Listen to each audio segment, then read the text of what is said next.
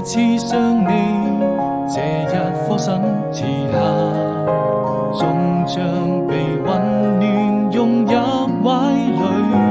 當我們彼此靠近，便不再有距離。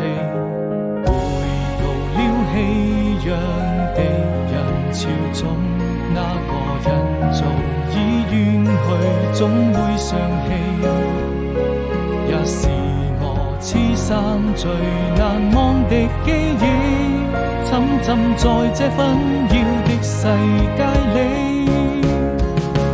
當我逐漸迷失自己，感謝能遇見你，每次擁抱之後卻留下無聲的嘆息。